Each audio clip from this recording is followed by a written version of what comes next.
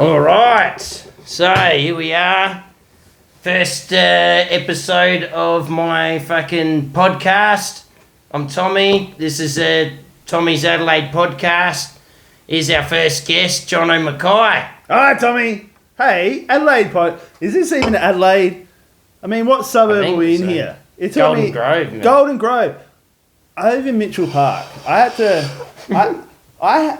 what time zone are we in here? It took a long time. I lost track, man. I had to stop at Hillcrest to change my money over. It's different currency out here. It's a long way, and... the language is slightly different too. Am I allowed to swear?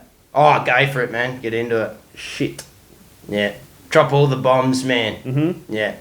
Awesome. Hey, awesome. You know I used to do radio. I was aware of that. Back in the day, and I once said the two words, like I was on air on commercial radio. I don't want to blow my own trumpet, but Magic FM Port Lincoln and 5CS Port Pirie. Clang. But I accidentally said the two words that you're not allowed to say on commercial radio once. So when you start radio, I started in 2006, you got to sign this contract, and it was the same until I finished being on air in 2013. You're not allowed to say these two words, and if you say these two words, you get sacked instantly. Forbidden. And I think I should say them now, Tommy. What do you reckon? For it. All right, here we go. The two words you're not allowed to say on commercial radio between 2006 and 2013. Here we go. Nickelback suck.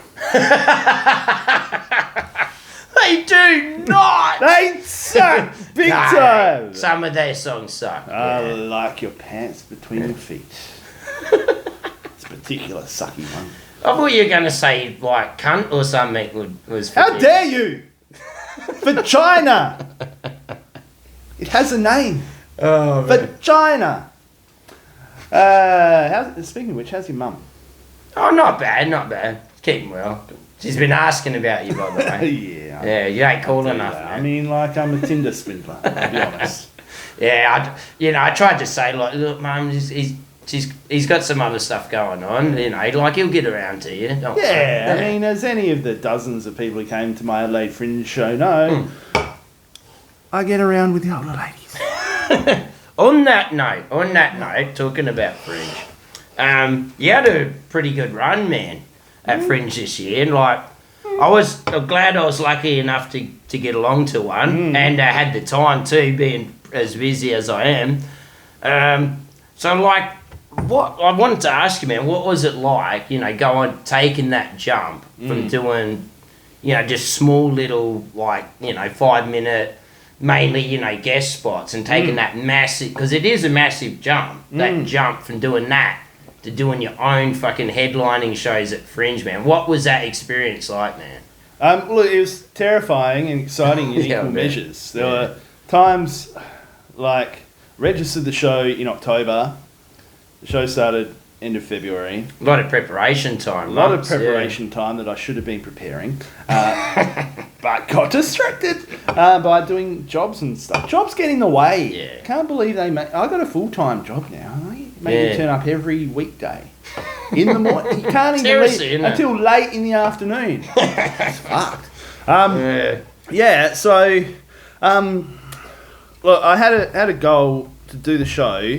I've always had the goal to do a Fringe show. I started comedy back in 1999. That was your first gig sort of thing? Yeah, I did raw comedy in 1999 and was terrible. I did a little bit up until like 2005 and wasn't very good. The problem was I didn't have the work ethic, and then the times I should have been going to gigs to watch and hang out and try and get better, I was at footy training or cricket training or whatever, which was silly because I was never any good at either of them. Even back then I had a goal of doing the Fringe show, and then I had 14 years off doing stand-up comedy from 2005 to 2019. Big break, yeah. But then I had stuff to write about because I had a whole bunch of stuff that happened in my life as what got mentioned in the show, and what a lot of my material over the previous year was about, which was that my wife and I separated, and my dad died, and I lost my job all within 3 months of Some each big other. life things to happen. I know. So close together. Exactly, and so that it was obviously it wasn't good. There's parts of that aren't good and will never be good because I wish my dad was still here, but the other parts of it were generally good for my life to be able to move on and have that happen and make my life better. And part of what's making my life better is being able to do stand-up comedy and be able to have a creative outlet and to make new friends like yourself. Yeah, thanks, man. Yeah, likewise. Yeah. I have to say the same, yeah. Yeah, and it's been really good, and I thought I had some good material. If we put it all together, we could do a decent show. And I think like it was a 50-minute show, and I got to the point where I had 40 minutes of what I thought was good material that, you know, had a kind of beginning, middle, and an end to it.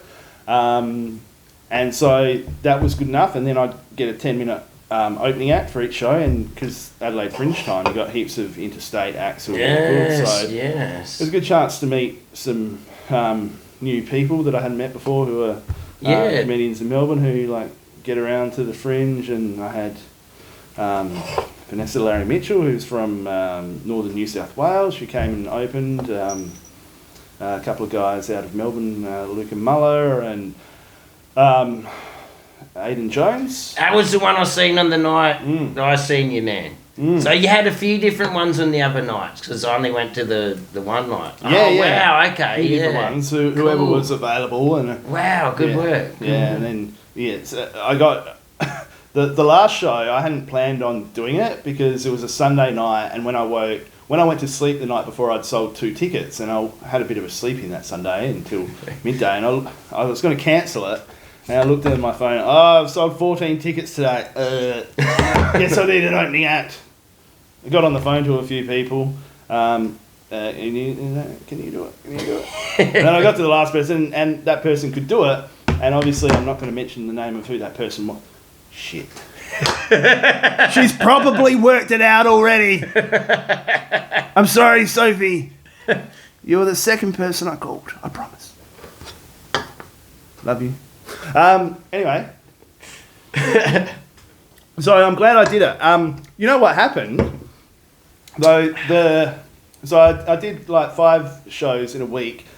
And it was the week where I didn't have the kids, because I got 2 kids. Yeah, you smashed it out. 11 and 5. Yeah, I smashed out those kids. Well, my I meant the shows. my former wife, I saw it all. Smashed. You know what you don't do? If you have a baby one time, Tommy, let me tell you what you don't do. The mother gives birth to the baby. Don't ever look back. Like, when the mother gets up to go to the toilet, do not look back onto that bed where the baby's just been born. It's the united colours of Benetton. Let me tell you, there's red, there's brown, there's a bit of... Anyway, don't look back. That's all I'm saying.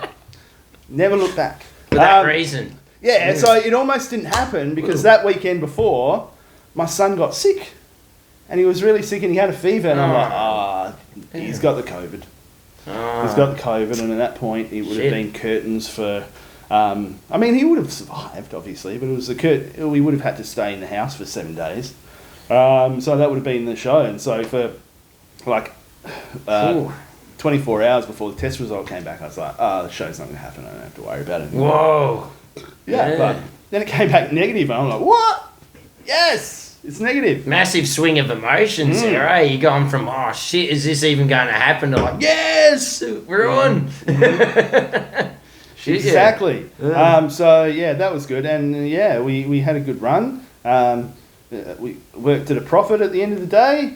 Excellent. So I hadn't kind of worked out how much of a profit, but you know, I didn't lose money. If you make any sort of profit in Adelaide, I think doing almost anything is good, isn't it? You're doing all right, man. Yeah, exactly. So and it was funny shows, man. I must say, man, like, especially that show I seen, I'm pretty sure they were kind of like stuck to a similar sort of a thing. Man, that's so funny, mate, and well written, mate. Really well written. Thanks. Yeah, I do pride myself on writing some good jokes. I think what I still need to improve on is performing them correctly and word economy and shit. But I we're know working all on it. about word economy. But I'm trying to just write a whole bunch of new stuff at the moment. I did 5 new minutes last week at the Rhino Room and the Cranker. Nice. Because I hadn't really written a whole bunch of new stuff since the Fringe ended. Or I went over to the Melbourne Comedy Festival for a week and did a few spots around town where I did. Yeah, you said that was fun, man. Yeah, I wrote some Melbourne-specific jokes for that, and just no, it was good because some people that I met during the Adelaide Fringe were from Melbourne. I could call them up and say, "Hey, can I get a spot on your show?" Cool. Which was good. Did a couple of good ones. I did an open mic. Open mic is a big thing over there. I heard. Just, Yeah. like, they do sign-ups and like 25 people turn up. I did one back before I got into comedy. I did. I used to work at a place where our head office was in Melbourne, and we'd go over there to have national conferences. And this one time we gone and had our dinner, and we were on the work credit card, so we were getting into it. Fancier drinks than this, let me tell you. We were getting into the it. pirate life, that's pretty fancy. And they were walking down past St Kilda, and they saw an open mic, and one of the guys said, "Oh, you used to do comedy, why don't you do it?" "I could do comedy!" And I tried to remember any jokes that I had, and I did have a couple of jokes that I'd written, but never performed. And the thing is, like, we got there early and did the sign-up, and then, like, all the people the person who was running it knew came, and then they got put on first. So I came on, like, 22nd in the evening. I was the 22nd person on. That's a long night. I'd had a few cheeks, let me tell you. 22 almost. Yeah, and then I got to my best joke. Act. And then I got to my best joke. I can't remember even what it is. And then at the time when I was about to deliver the punchline, the receptionist from our work yelled out something. I'm like, "You're sacked." She ruined her. Anyway, I forgave her after we made sweet love after the... Receptionist from your work. She followed you there, man. No, she came because, like... That's good. That's good. Hey! Like that. She's a younger woman. I'm not interested. And I was married at the time. And I was a faithful husband. Oh, of course. Yeah, and... Oh, no. Well, she was just there because the rest of us had our work credit cards and we were buying her drinks. And why not? And we were good fun to hang around with. Mm. Yeah. Oh, of course, man. You're always fun to hang out with, bro. I'm a good guy. Absolute riot. Mm. So, I was going to say, like, the support act was pretty funny, man. That Aiden, what was his name again? Aiden Jones. How did you come across him, man? Well, he was doing his show at the same venue. So he was doing the 6:30 show. I was doing the 7:15 show. So I was on after him. So I said, "Aiden, you want to stick around?" And he was happy to do a tenner at the start for a little bit of cash. You know what's funny? That's it. I ended up, like, I seen your show, man, and I was going to head home, man. Mm.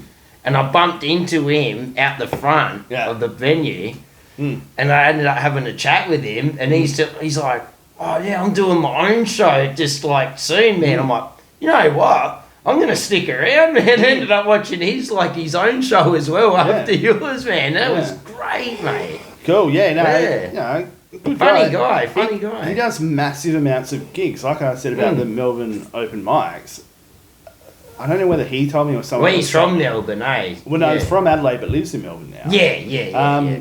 Someone told me he did like over 400 gigs in 1 year.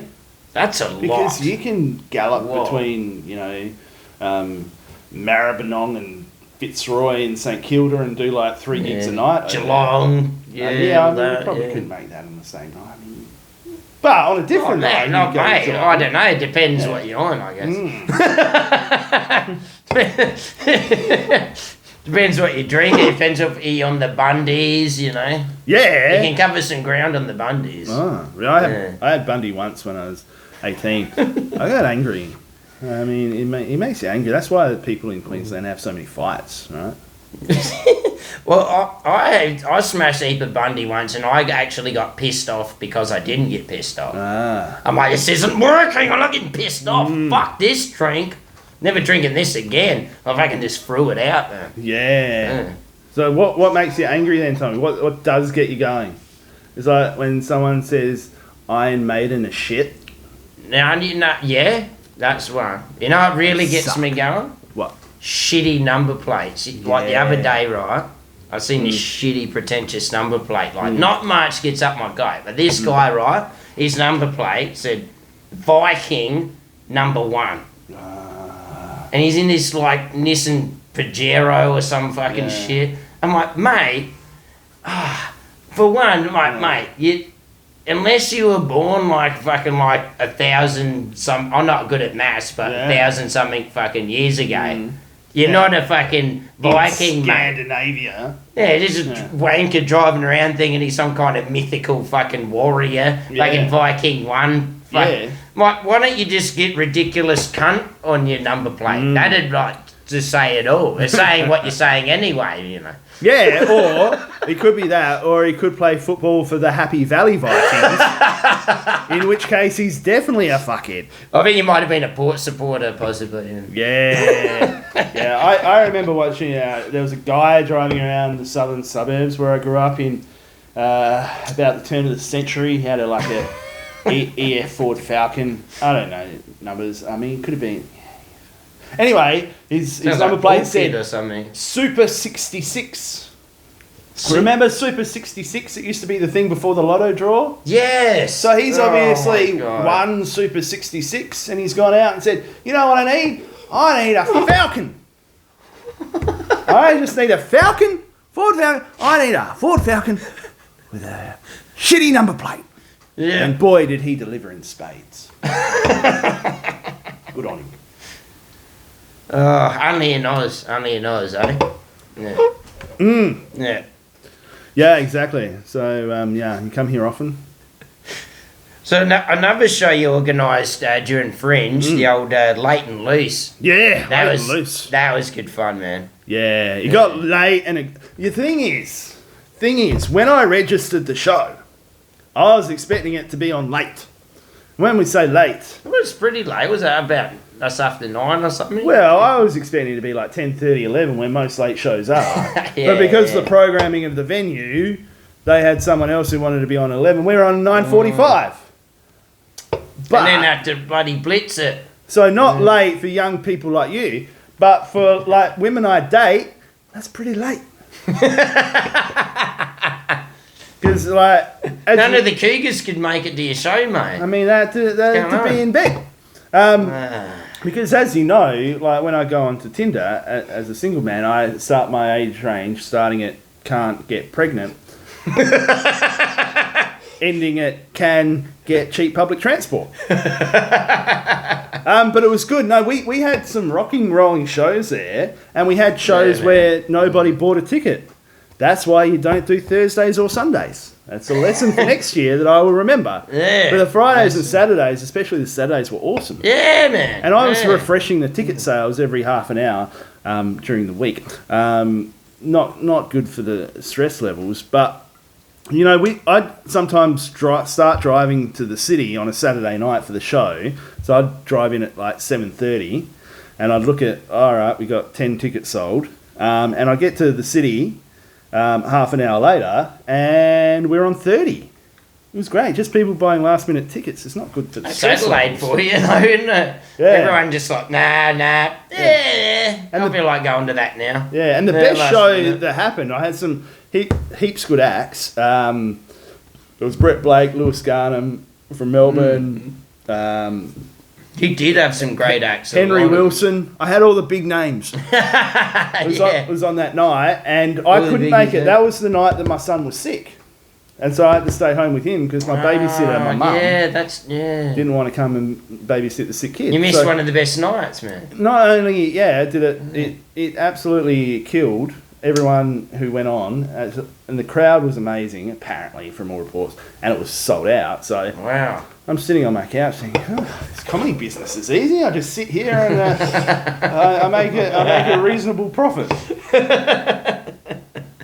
Just count the numbers. Yeah. Just count it. But the thing is with me, when I run shows, like, compared to, like, in the world of comedy, and we know some people who do this, they don't pay everyone who performs. Yeah, we won't And then make they any collect- names. We and won't they mention. that's what I do. I made sure everyone got paid, so the profit wasn't as big as it could have been. But Yeah, but we had a good time, and comedy was the winner, and the arts, that's it, man. and me. But the Fringe was a great time. We were gonna go. I was gonna go with our mates Paul and Sarah to the Perth Fringe before that to get a bit of a warm up, but we couldn't do it. We'd organised the show. It was going to be called Tinder's Least Wanted. Yes. And then they kept the border closed when they promised they were going to open it, and then they changed the date. All right, we're going to open the border on the 7th of February. Fucking COVID. And then they changed, and then we couldn't go at all. You did end up doing that show at the Parry Hills, though, didn't you? Yeah, well, we kept the Yeah. name because I came up with that name, and I Yeah. thought that's the best name of a show I'm ever going to think of. Tinder's Least Wanted. I reckon it's great, man. I was It'll be- feeling I couldn't make it, bro. There'll be another Tinder's Least Wanted next year. But that one, it actually sold really well right from the start. There'll probably a couple of things about that is that it was a little bit cheaper because the venue was a bit bigger. So we didn't need... So there's plenty of scope to get people in. Whether there was a crowd of 70 or 150, it was going to be a good show. But yeah, so it was. Don't know whether it was because where it was, and they don't get a lot of comedy out at Para Hills, although we do a monthly show, of course. Well, there June is 17th is the next one. Yes, get onto it. Yeah. Yes. Or it could have been some people buying tickets based on the name. Because it sounds like it should be a funny show, Tinder's Least Wanted, and by God, that was a great show out there. It was a during the good. Fringe. Honestly, the name was a good sell point. I think. Well done, man. We did 2 shows, and there was like average of 100 at each show. Gee, that's good, man. And I got that's got good got for some a little good. Adelaide show, mate. Yeah, I got some great interstaters to come out there. One of them, Cal Stratford, he came out and said that's the best crowd I've ever performed in front of. They were just loud. They get into it. I love the Para Hills people. Yeah, he's a nice guy. Yeah, I ended up doing a show with him at the Naval Society. Yeah, nice guy. Yeah, I and went and real saw- funny too. Yeah, I went and saw his Melbourne International Comedy Show. Good. Oh, really, dude? Oh, Yeah, just wow. an intimate venue, and he did sketches, and they were really funny. Anyway, hi Cal. Awesome. You're watching. Good work. Awesome, man. Awesome. So, what else I was going to ask you? Yeah, that's what I was going to ask you, which would be a good question. Which stand-up comedians, bro, were you most influenced and inspired by at the start of your comedy career, and who are you most inspired by now? All right, so when I started, the reason why I wanted to become a comedian was during my teenage years. That's when there was a lot of stand-up on TV. There was David Letterman, if you stayed up late enough, they had comics on. Even the Midday Show, Darren Hinch. Yeah. Hey Hey It's Saturday. There was some good stuff on there, And there was a show, it was called Something Hot Before Bed. Late at night on I don't Thursday remember night. that one, bro. Probably we're talking 95, 96.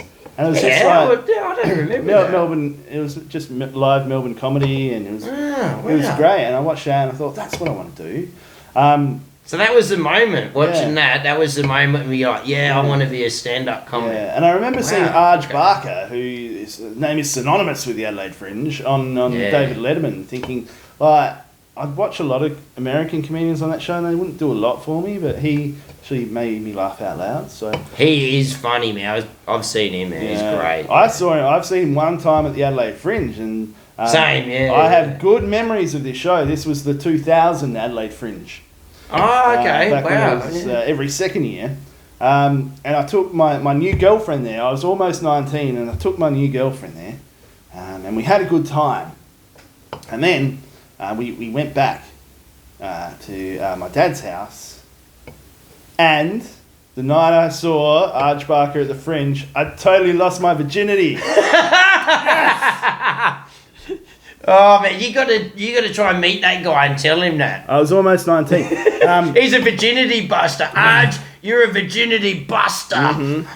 Forget the damn busters. And like, it's not a funny story except for her. She probably tells a funny story. Helen was her name. Good name. She probably works in HR. If you're out there, if you're listening. That's a Michael Bowley joke. Yeah. The name Helen is someone in HR. Anyway, so yeah, like the show was really good. The after show that I put on for Helen wasn't that good. I've done better in the ensuing 23 years. Did the old thumb in a softie, did you? I was terrified, all right? I didn't know where I was doing it right. I mean... I've had that, the nervous soft on. Yeah, just trying to stuff a marshmallow through a keyhole. At least you went throwing a hot dog down a hallway. That's when it gets crazy. But I remember also, a bit after that, when I first started doing a little bit of stand-up comedy, I saw Dave Hughes, back before he was big at PJ O'Brien's. Oh, wow, really? Back when he was still doing jokes about being on the dole, and he was really good. And I could do that. I remember one joke that he did. Can I do my Dave Hughes impersonation? Oh, mate, please. All right, that's my Dave Hughes. This is the joke he did. This was just after, and he explained it before he did. It was just after they brought in they got rid of conductors off Melbourne trams, the guys who'd come up and down and sell you tickets, and they put in ticket machines, but then they'd have people who were inspecting the tickets that you bought from the ticket machine. So there's still people. So his joke was, "Oh, it's really strange in Melbourne. They've got ticket machines on the trams now. And they come and check your tickets. So now, going on a tram in Melbourne is like the reverse of a pokey. I don't put $1 in and I could lose 100. Oh, man. You got the phrase, you nailed it, bro. You sound just like him, man. It's strange how you remember jokes word for word, and then sometimes I can't remember to shut my front door when I leave the house. Who knows what's happening in my house right now? I'm a long way away. Maybe you should rehearse shutting your door, because you rehearse your jokes, but you don't rehearse that. Yeah. You just do it. Good point. It's not like a rehearsal. Yeah. I mean, it's lucky I live in the Paris end of Mitchell Park. If I live 500 down the road to the methamphetamine end of Mitchell Park, I wouldn't have any stuff left. Yeah, but you'd be good at meths. Yeah. You know what I'm going to do? I'm going to do the next monthly Para Hill show. I'm going to get up there and just do an old joke that I heard at a sportsman's night at my cricket club when I was 14. Oh, bring back an oldie. Yeah, I still remember it. And it doesn't matter that I didn't write it. I'll let everyone know. Hey, I didn't write this joke. This joke is from the 1980s, but you're going to love it. Yeah, cool. I think that's what the people need. Yes. Oh, yeah. And bring back an oldie. Yes. And to answer your other question, who inspires me now? You know, yes. There's people who are really... My favourite comedian at the moment is James Donald Forbes McCann. Yeah, he is killing it, isn't he? Yeah, man. He's so funny. Yeah. And underrated. He should have a national profile. And his podcast. Listen to his podcast. James Donald Forbes McCann Catamaran Plan. Yeah, I'm going to be getting onto that. Yeah. Do it. It's good. Get onto it. Anyway, very funny guy. Yeah. Yeah, but I watch him and then it makes me feel bad that I'm not nearly as good as him, but only a little bit. And then it inspires me that someone like him could be so good. Anyway, good on you, James. And he's a good guy. I think just different approach too to comedy. Like, you know what I mean? Like what you're doing is great in its own right. What he's doing is just slightly different from what you're doing. You know what I mean? Yeah. But yeah, he's very professional, isn't he? He's like well crafted jokes, man. Yeah, like the good thing is we don't do jokes about the same thing. He does jokes about exactly, classics, and I do jokes about MILFs. He leaves the MILFs alone because he knows that's your territory. Yeah, I mean... He knows. Yes, exactly. Don't touch the MILFs in mine. Too many young people touching MILFs these days for my life. They need to stay in their own lane. It's a good joke, isn't it? Good joke. You know, sometimes I plan... You can use that if you want. Sometimes I plan to do that joke at a gig and I get to the gig and there's no younger men there, so it just doesn't work. You can't do that joke in front of 50-year-old women. Yeah, but people still find it funny. Excuse me. So, what have been so far some of your career highlights, man, in comedy? Career. It is a career, man. However you want to look at it. I gotta say, going to Melbourne and doing some gigs. Been asked to do gigs. That's good. Those ones during the Fringe at Para Hills, we got heaps of people, and being able to put those shows on myself and just see not just the crowd have fun, but all the comics that I get on there having a blast and just and in front of the audience that they deserve, isn't it? Like a decent sized audience. Yeah, totally, man. Yeah, exactly. Like having Arj Barker open for me. That was good. That happened once. Oh, wow. I didn't know that, man. Right room in about 2004. It was just a regular Wednesday night show before the Fringe, just before the Fringe. And I was on in the second bracket, and then during the break, as far as I remember, Arj just turns up and said, "Hey, it's me, Arj Barker!" And he said to Craig, who was still running comedy back then, he's done it forever. I think he'd asked Craig, can I get on? Craig Egan. Yeah, can I get on and try some new stuff? He said, oh, obviously. And so, Arj Barker goes on before me. Tough act to follow, just quietly. My goodness. I bet. Anyway, it was a highlight. I probably died completely from what I remember. But anyway, it was a good time. Good time. So, yeah, no, there'll be more highlights to come, hopefully. Well, and that's good, and that's something that's happened recent. It must feel good to have a highlight that's so recent, man, you know. Yeah, and that's cool, man. Yeah, and the reason for running gigs is because I want to have be able to, what's that word that they use? Self-determination. So I don't want to hang on and just sit back waiting for the phone call for other people to offer me gigs, which luckily happens from time to time. But if I can go out and run gigs and do a good and professional job, and you've been doing well at that, I can get experience at those gigs, and at the same time making the comedy world in Adelaide just a bit bigger.